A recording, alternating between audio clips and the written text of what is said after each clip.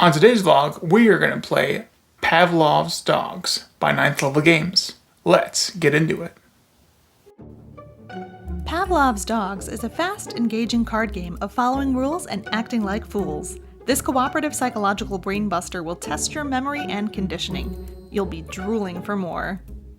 Hey Sarah, how's it going? I'm well. So what are we playing today? Today we're playing Pavlov's Dogs by 9th Level Games. This is a very unique game, I think. Not only in the theming, but in the mechanics as well. So this is a fully cooperative game where we are working together. There are no hidden roles or traitors or anything like that. We win or lose together as a team. So it can support 2 to 8 players. We are going to be playing just with the 2 players today. And so what we do to set up the game is we each get 5 cards from this deck here and 3 of these bones each. And then we choose of these cards which ones we want to play with. And there are varying degrees of difficulty not only represented in these cards here, but also represented in how many we're going to sort of build our deck with. So we're going to go for a normal game today, which is going to be made up of 5 of these cards. And I have chosen an easy, a hard, 2 mediums, and a silly. A silly? A silly. So what's going to happen is we're going to sort of make our deck with these cards here.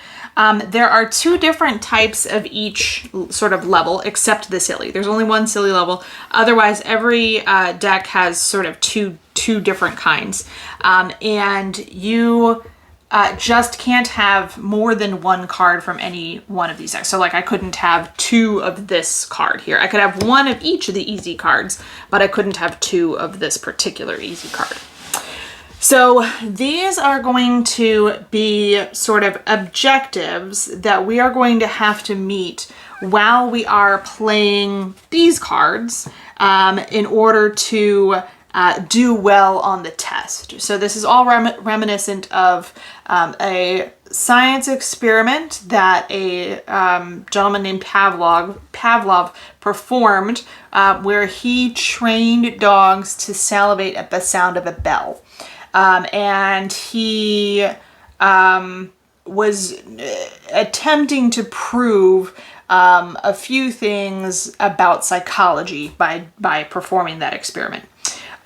So you can do more research on that if you like. There is each one of these here is a sort of a spoof on a scientist or person who was somehow involved in like the research that sort of went into Pavlov's experiments.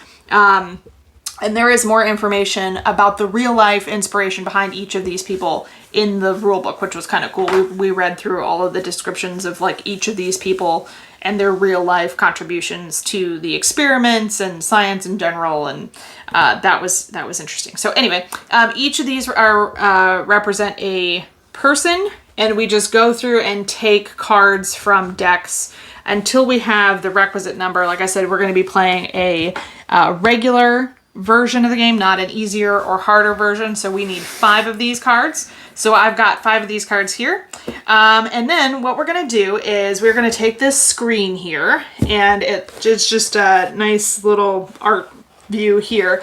But on the back side, it has these little pockets where we are going to be able to put cards that we reveal. So let's just go ahead and start by revealing this one. So this is the top of the deck. It says that sit cards are 0. So we're going to put that is a medium. We are going to put that into this section of this little like folder-like device here. And what's going to happen is when a new sort of rule is revealed, we're going to share it with all the players. So sit is 0. That's the new rule. And then what's going to happen is the player who is the dog tour, or the dog tour for this round, is going to keep this screen in front of them, and they are going to be responsible for viewing all of the rules that have so far been established and making sure that all of the players are following those rules as we're playing cards. So what's going to happen next is players are going to attempt to play the cards from their hand. We don't look at these. We just turn over the top one and we play it. And the cards have numbers and sort of values on them. Let me turn some of these over here so we can sort of see. So the cards have numbers, they have colors, and then they also sometimes have certain things. Like this one is a bell, right? This one says fetch or roll or sit or shake. So as we're playing cards, what's going to happen is a player will take the top card of their deck without looking at it, and they'll reveal it face up to the table. And they will add it to any other cards. So let's say that in a couple of rounds, we're somewhere around here and it's my turn. I'm going to play this card here and then I'm going to add the values together. So right now we're at 3, 5, 10, 15. So I play this card and I say 15. But the thing is, we have rules we have to go by, right? And the rule that we're currently enacting is that sit is actually a 0, not whatever it says on the card. So here, where this sit is a 3 and this sit is a 5, those are actually zeros at this point. So this would actually be 0, 2, 2, 7 is where we're at right now. So what happens is, on your turn, you take the top card of your deck and you play it. You announce the cumulative total of all of the cards and you follow any rules that are currently in play. So sometimes it's going to be behavioral things, like if a bell is played, there may be a rule that says when a bell card is played, you have to ring the bell. So here, because sits are worth 0, right, it's sit. Yep, sits are worth 0. I have 0, 2, 2, 7, 7, ding. So what happens is, on a player's turn, they play the top card, they follow any rules. If they do it correctly, the player who is the dog tour for the round says, good dog, and we move on to the next player. If they didn't do it correctly, let's say that I forgot that sits are supposed to be zeros in this round, and I said 3, 5, 10, 15, ding. Let's just say that I did that.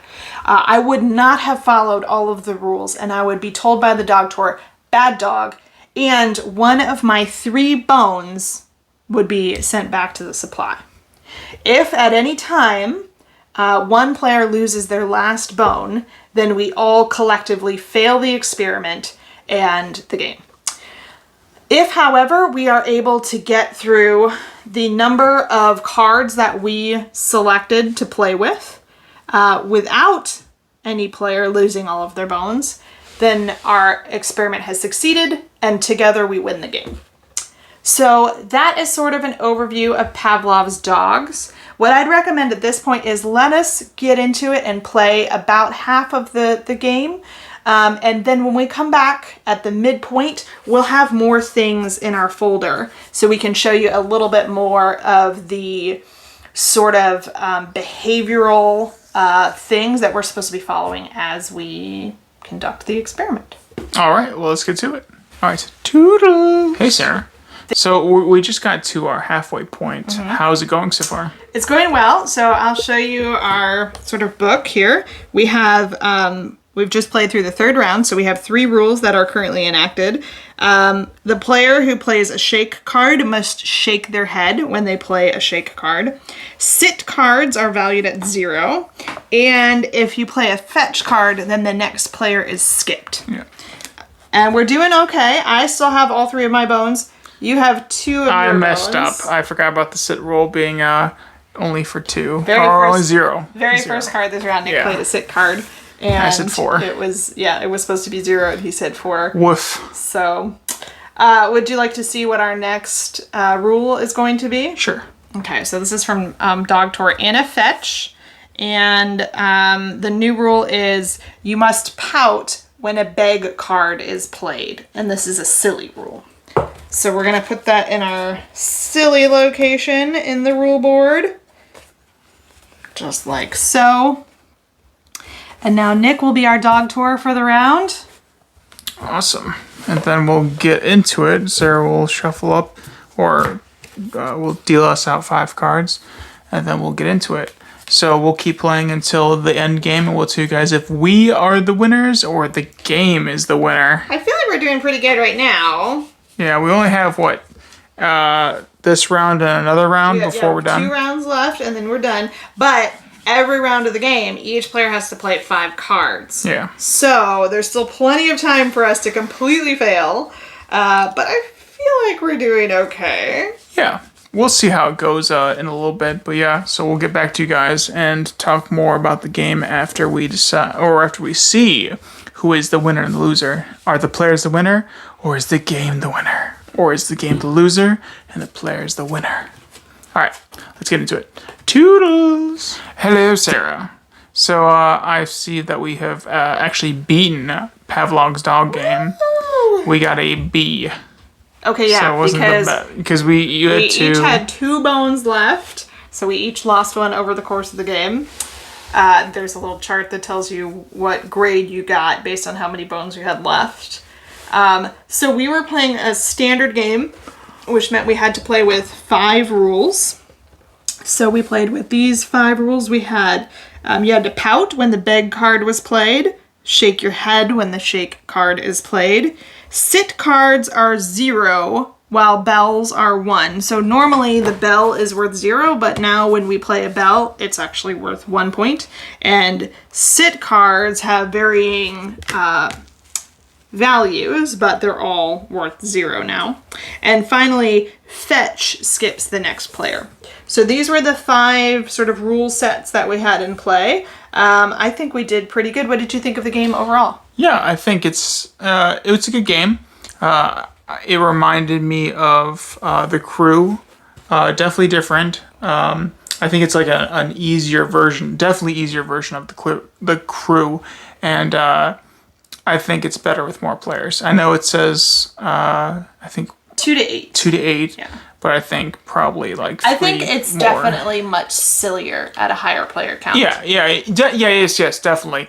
I just think also it's probably, a little sillier, but I think it's a little bit better at a higher player count. I did enjoy myself, though, playing the game at 2 players. I think it was kind of fun to kind of like, just with us, play like the shake the head, pout. It was goofy and enjoyable, but I think, like I said before, higher player counts are probably a little bit better or a little more sillier and a little more I like think fun that time. It would be more entertaining Yes, at a higher definitely. player count, just because like everybody would be, forgetting things or doing like Someone would be telling someone bad dog, good dog, right, yeah. So I think it could be a lot of fun in a group setting. It is the sort of game though where if you are not good with memory, which I am not. I have a very, very, very bad memory. Even 5 cards is challenging to me. I can't remember things like this very easily at all. And, I've tried all of the tricks and tips and stuff like that, and I just do not remember things like this without like writing them down or making notes to myself about it or that kind of thing, which is not part of the game. So for me, this sort of experience is very, very challenging for me mentally, just because I don't have the best memory. And sometimes that can be kind of frustrating to me if I get into trouble because I couldn't remember something. That I've learned, like, just with my work and things like that, like, I just make notes for myself, and I'm constantly referring to my notes, or I know that about myself, so I work around that sort of problem. But in a game like this, you're not really supposed to do that. You're supposed to be able to remember. And then when you can't, that's when, it becomes sort of like, silly and thematic and stuff like that. So for me, this kind of thing is a little bit more stressful than it is really fun. But that's because of the memory element. So if you're not into games with a strong memory element, or if you're not into like silly, sort of ridiculous premises or things like that, this one may not be for you. But it was a lot more entertaining than I thought that it was going to be. And they did a phenomenal job with the production of the game. I'm really, really quite pleased with the production values. Everything from like this screen here, which is really, really nicely done, to like the cards and the little bone tokens and everything. It's very, very high quality production, which is really, really nice. Nice. Well, that was our vlog on Pavlov's Dogs by 9th Level Games. And yeah, we really enjoyed them sending us a copy of it and Yes, testing it out and playing it. So yeah. Well, until next time, until our next vlog, we will see you guys later. All right. Toodles.